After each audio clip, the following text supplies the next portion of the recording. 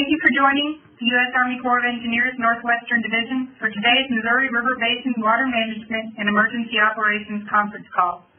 Today is March 24th,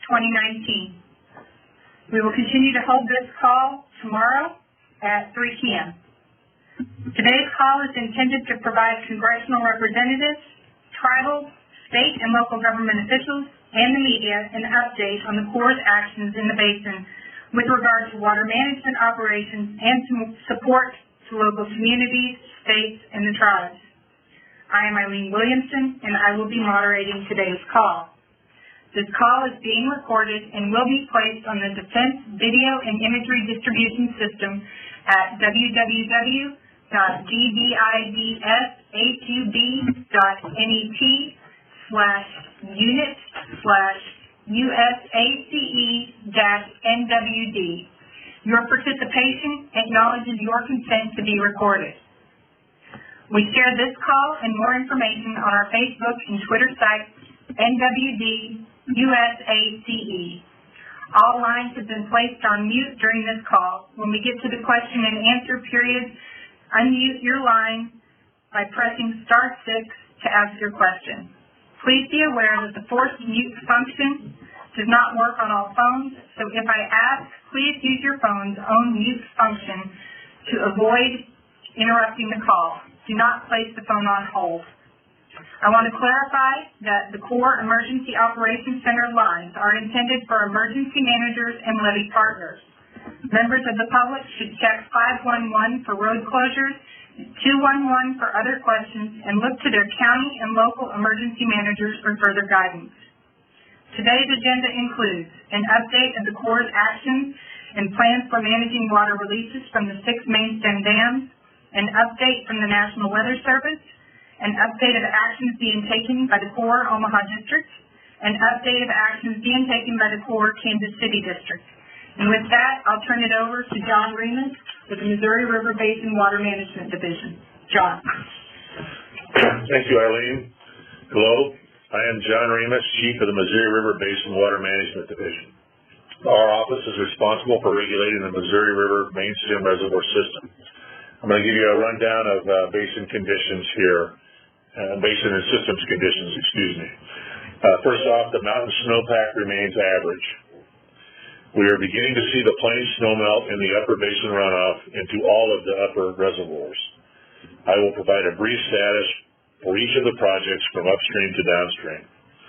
Over the last 24 hours at Fort Peck, the inflows have averaged 42,000 cubic feet per second, which is approximately the same as yesterday. Fort Peck releases have averaged 6,600 CFS, an increase of 300 CFS from yesterday, and the pool has risen 0.3 feet. The pool is expected to rise about 4 feet in the next few weeks. Over the last 24 hours at Garrison, the inflows have averaged 67,000 cubic feet per second, which is an increase of 23,000 cubic feet per second from yesterday. Garrison releases have averaged 13,600 cubic feet per second, and the pool has risen 0.3 feet. The pool is expected to rise about 5 feet over the next few weeks. Over the past 24 hours at Oahe, the inflows have averaged 78,000 cubic feet per second, which is an increase of 31,000 cubic feet per second from yesterday. Oahe releases have averaged 3,400 cubic feet per second, and the pool has risen about a half a foot. The pool is expected to rise about 7 feet over the next few weeks. Over the last 24 hours at Big Bend, the inflows have averaged 16,000 cubic feet per second, and releases have averaged 21,100 cubic feet per second, and the pool has dropped 0.3 feet. It is important to note that Big Bend is a re-regulation project with very little flood control storage. The pool will remain near elevation 1421. Over the last 24 hours at Fort Randall, the inflows have averaged 68,000 cubic feet per second, which is an increase of 19,000 cubic feet per second from yesterday. The Fort Peck pool has raised about 1.4 feet in the last 24 hours. Releases were reinitiated yesterday to a level of 4,000 cubic feet per second, and were expected to increase to 12,000 cubic feet per second today. However, based on the inflows into the Gavins Point Reservoir, The Fort Randall releases were cut back to provide for an 8,000 cubic feet per second average daily release. We are planning to hold the 8,000 cubic feet per second release through tomorrow. The Fort Randall pool is expected to rise about 4 feet over the next 3 weeks. Increases in releases from Fort Randall are necessary in order to reduce the chances of the Fort Randall pool entering the exclusive flood control zone, which would then precipitate even larger system releases from Gavin's Point Dam.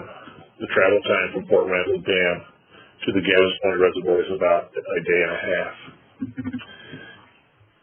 It is important to note that Gavin's Point is a re-regulation reservoir with very little flood control storage.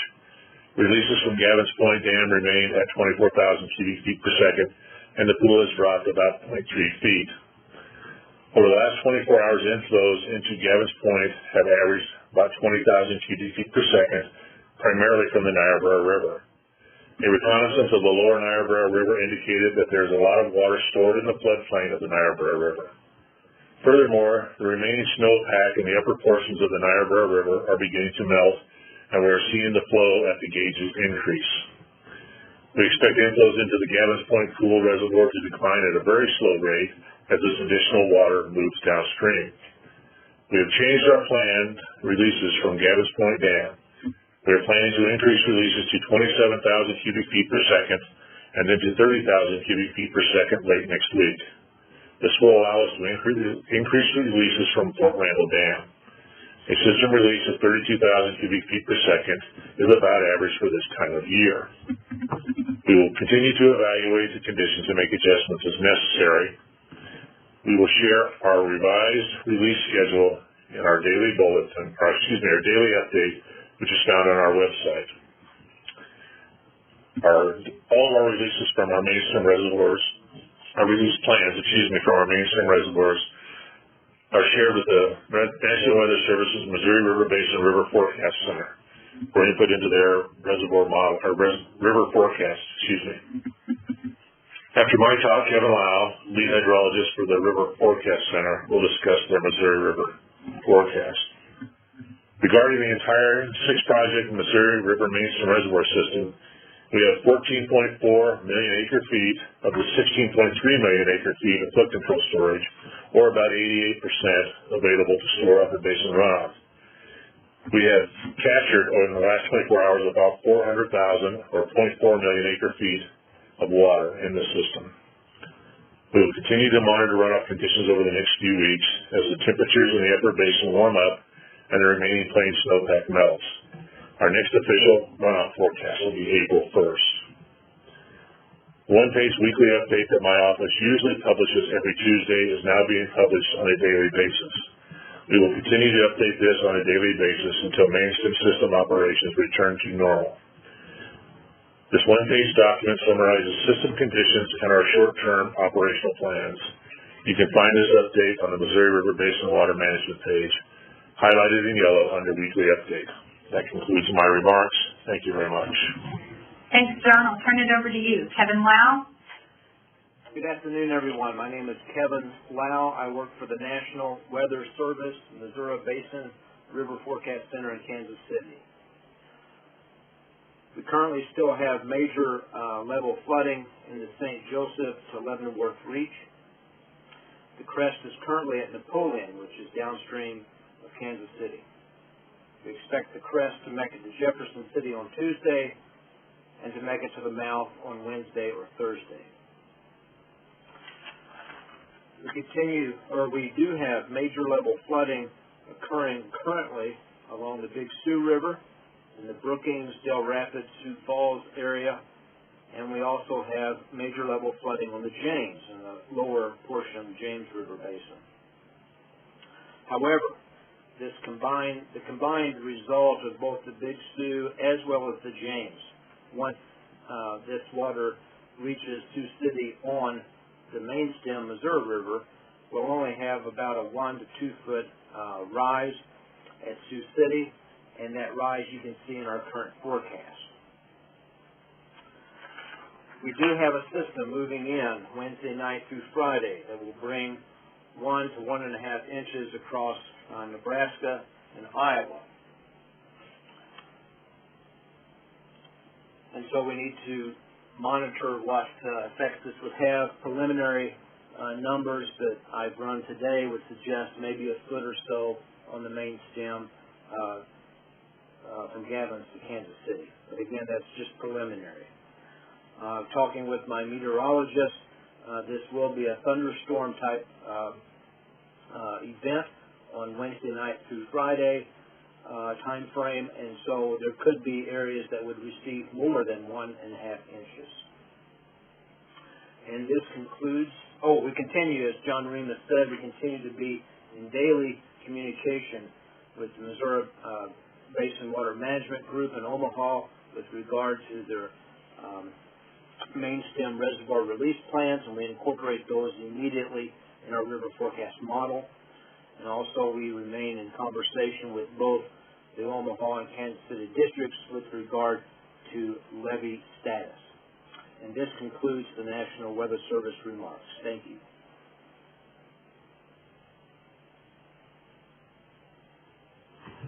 Thanks, Kevin.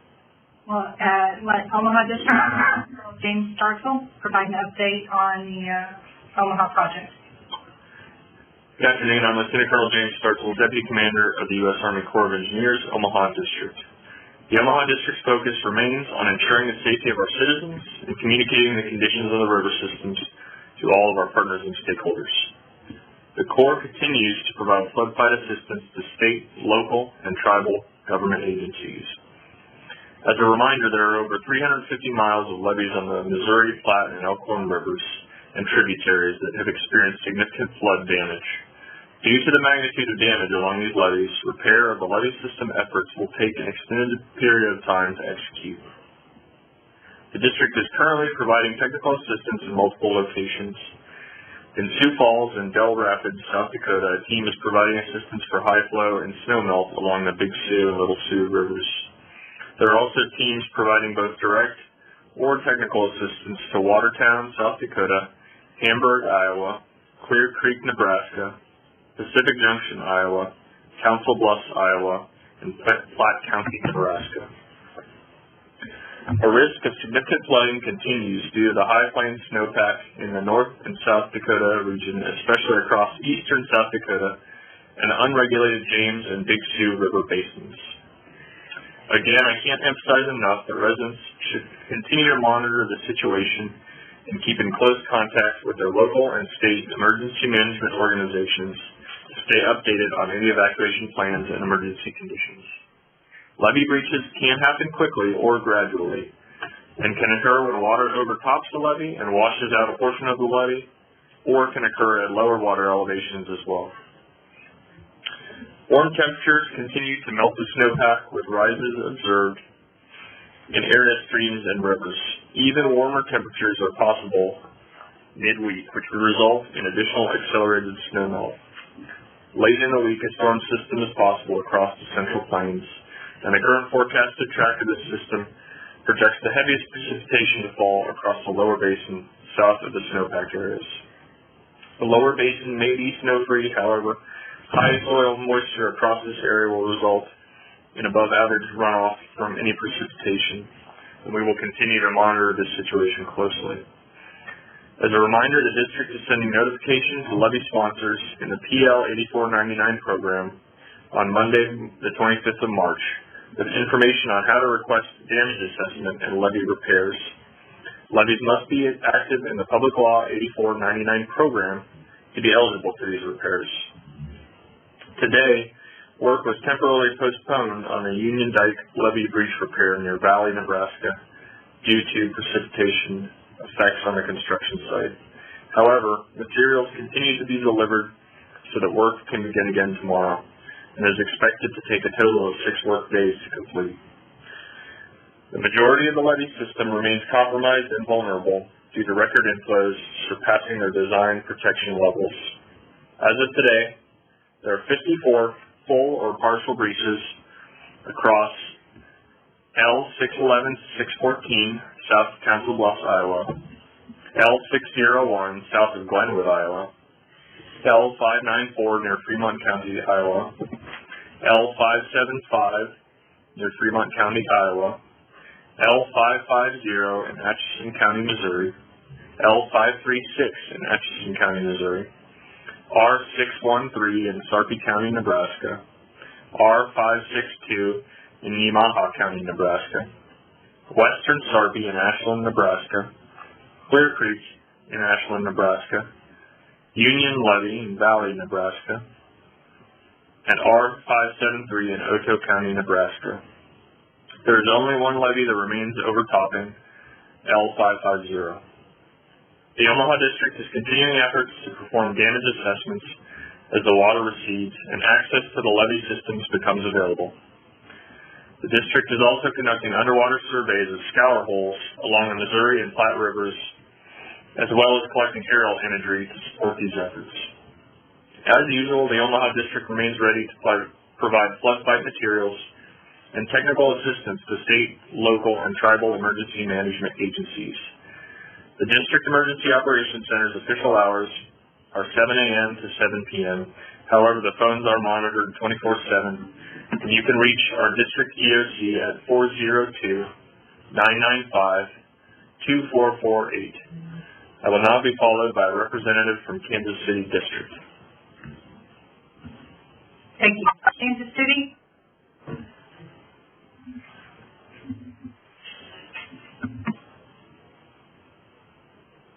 Star 6, Kansas City.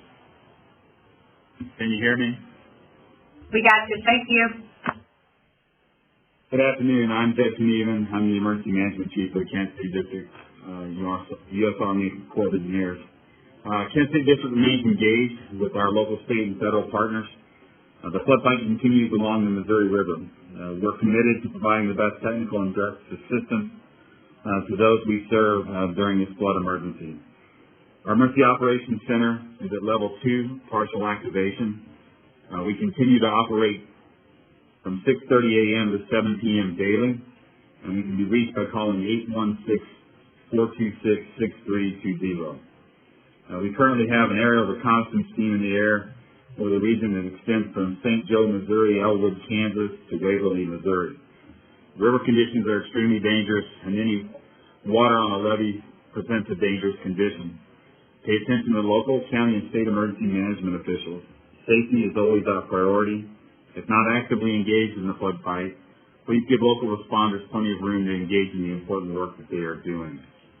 Currently, the crest is downstream of Kansas City, Missouri, from Napoleon, Missouri to Waverly, Missouri.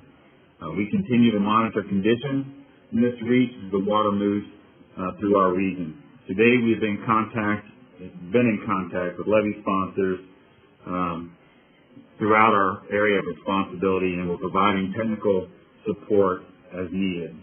In the last 24 hours, we have not received any additional reports of levees that are active in the PL 8499 program of being overtopped and or breached. Levees that have overtopped are likely to form breaches the longer the water continues to run over them.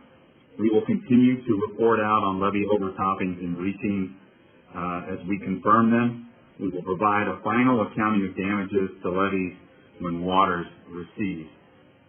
Many of the non-federal levee systems east of Kansas City between Napoleon and Waverly, Missouri, have little to no freeboard.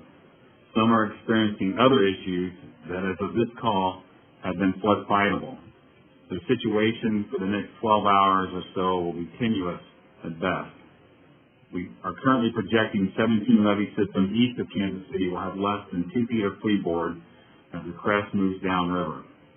Today we also have 6 mobile liaison teams in addition to the aerial reconnaissance team in the field providing near real-time information to our Emergency Operations Center. Liaison team efforts remain focused upstream of Kansas City, Missouri. Our intent is to continue to provide this support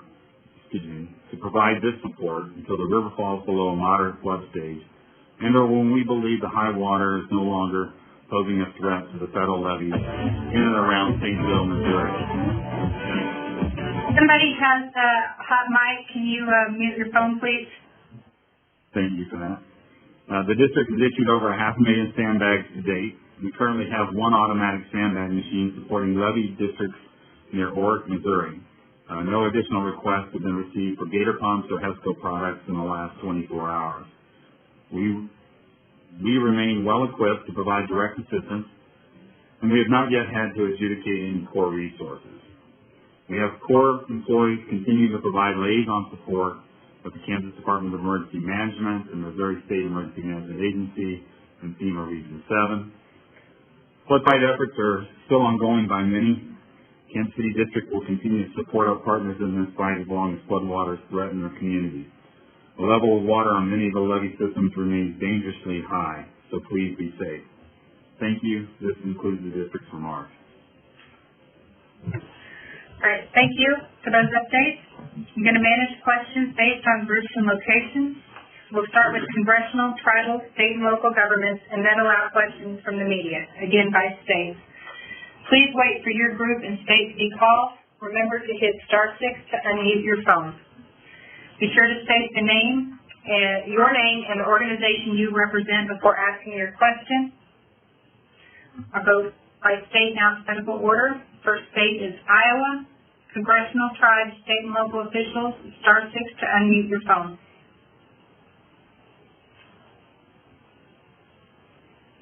Kansas. State of Missouri. Montana. Nebraska.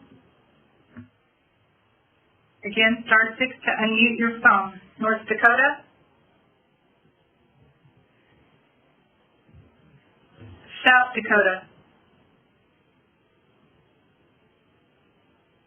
Wyoming.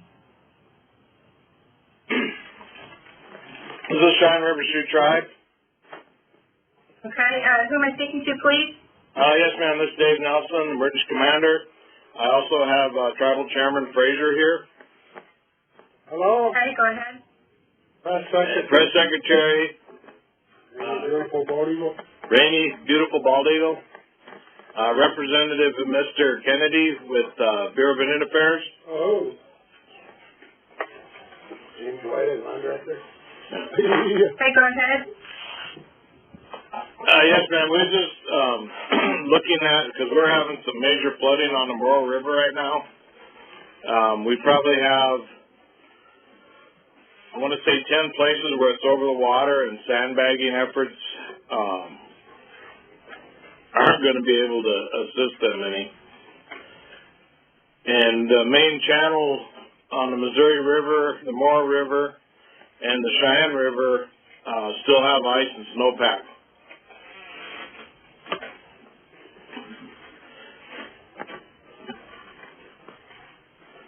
There's numerous ice jams on the Morrow River where it's got, like I said, we are working towards where we're having to go roughly 60 miles around to get on a route to go to the location because of the breaches over different roads. The Morrow River Bridge at Whitehorse is inundated by water at this time, just off the bridge. The creek at Virgin Creek next to Promise, by that Morrow River Bridge is inundated with water. And then we have several areas along that route that have been inundated by water as well. So if any type of evacuation, we're going to have to go in a couple different routes if it keeps coming up. Thank you for that additional information. Kevin Lau, can you provide any other information for them? Yes, this is Kevin Lau with the National Weather Service. The Morrow River at Whitehorse, I don't expect it to crest until the 29th, which is Friday. So we expect that the Morrow River at Whitehorse will still be coming up.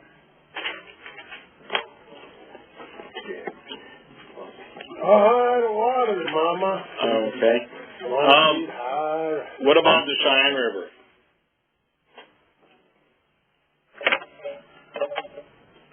It should remain in minor into early April, but I don't expect significant increases over where it is currently. Okay, so it'll be out its banks until April? Yeah, first couple of days of April, yes, sir.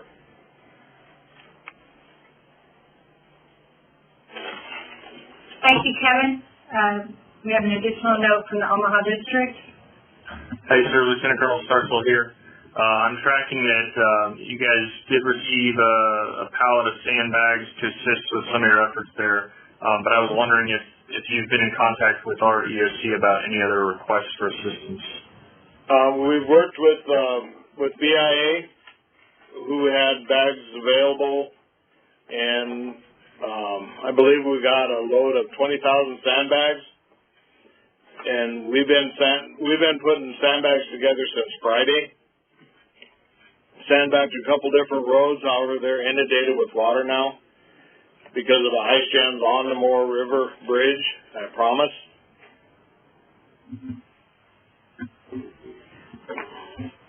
Okay, sir, thank you.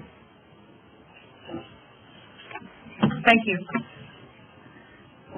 And moving on, any other state, congressional, tribal officials with questions?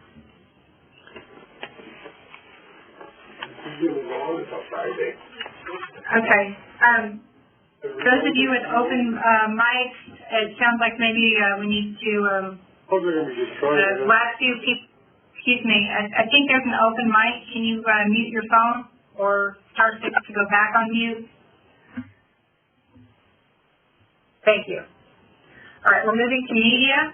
Again, state your name and the organization you represent before asking your question. Star 6 to unmute your phone. We'll start with the state of Iowa.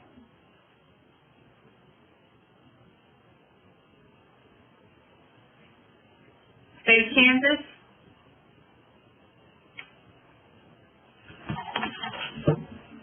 Missouri. Again, star 6 to unmute your phone. Montana. Nebraska. Yeah, this is Nancy from the World Herald. Hey, Nancy, go ahead. So I apologize I came in late. If I ask a question you've already answered. I heard Kevin Lau talk about a 1-foot rise in the river with the upcoming rain, and then I understood that there could be some localized higher amounts of rain than forecast due to the thunderstorms. But can someone characterize what does that mean? If the river, I'm not trust you're talking about the Missouri specifically, if it goes up, are we expecting fresh flooding that would affect people substantively, or how would that look like to people, and what should they do, if anything, to prepare? Thank you. Kevin, you want to address forecast rise in river stages and locations with respect to rainfall? So, yeah, hang on just a second. Let me get the specific locations. My apologies.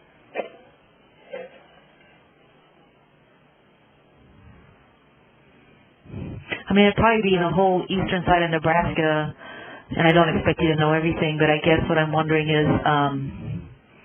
whether you anticipate that rivers like the Elkhorn and Platte and Loup will come up out of their basins, out of their banks, and cause additional moderate to major flooding, or are we looking at minor flooding? You know, if it's realistic to ask that question, and whether there's anything that you foresee that people should be getting ready to get stuff out of harm's way again. Okay, so when I mentioned the 1-foot rise, that's probably, we're looking from Sioux City would not be that much. Once you got down to, say, Omaha, maybe a foot, this would all occur, and this, again, is on the Missouri River. It would occur on next Sunday-ish. Late in the weekend, we'd see that rise actually come about. I have not had time to look at the actual tributaries to see what they would be doing. I was focusing just on the main stem for this call. Sure. So, how would you answer the question, the rain that we're going to get, it's pretty decent rain, how will it complicate recovery efforts, or does it pose a fresh threat along the tributaries into the Missouri?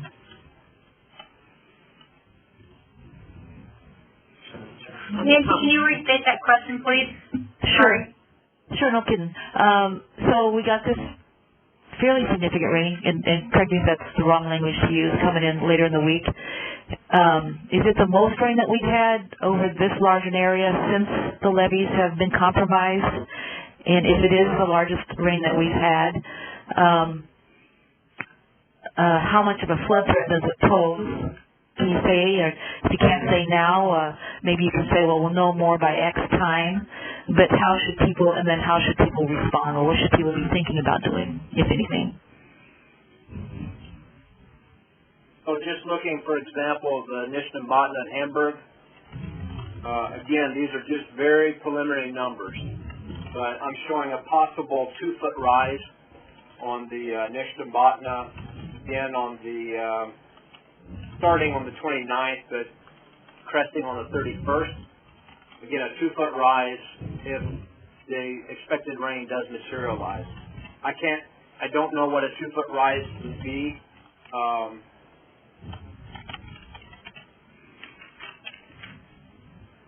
So that's Friday-ish? What impact that would be to local recovery efforts, I'm sorry. Okay, but presumably there's a little bit of time, and people should be paying attention, and you all will be saying more as you know more. That is correct.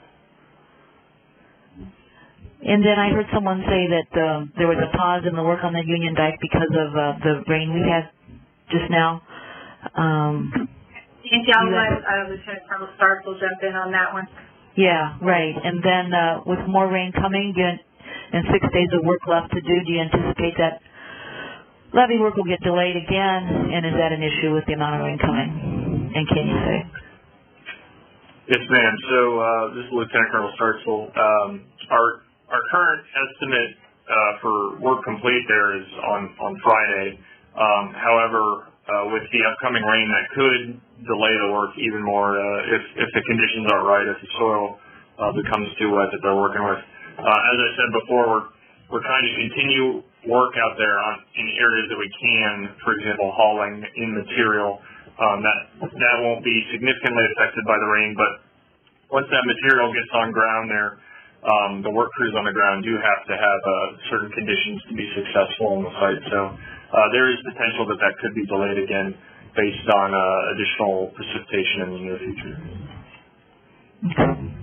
And presumably whatever risk that poses with the open levee, we'll know more later in the week. Then I guess maybe everything's been damaged anyway, so I don't know. That's correct. Yeah. All right, thank you.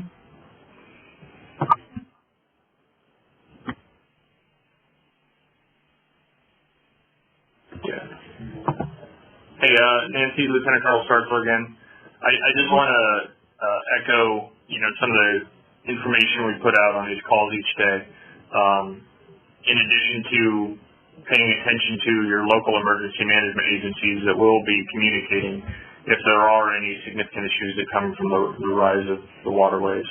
And as Kansas City District always reminds us too, if there are roadways that are over top of water, please do not attempt to drive over those. That could pose a significant safety risk. Okay. Thank you. Thank you. Good reminder. Any other questions from the state of Nebraska? Again, media, and star 6 to unmute your phone. State of Nebraska. Okay, moving on to North Dakota.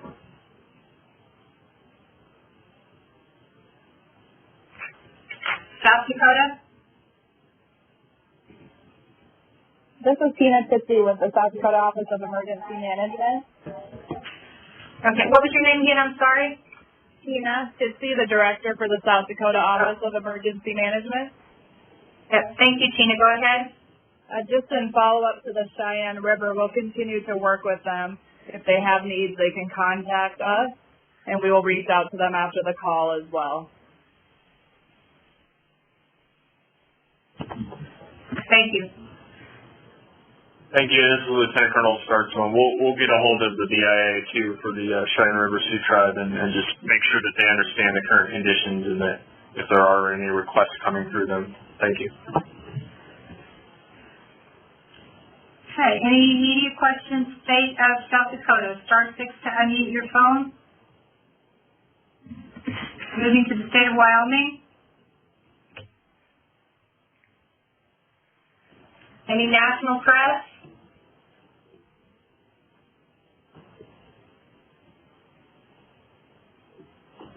Any final questions before we adjourn? Again, Star 6 to unmute your phone. I want to thank everyone for your participation today. We will hold another update tomorrow at the same time, 3 p.m. Central. We will send a reminder. And this concludes our call. Thank you.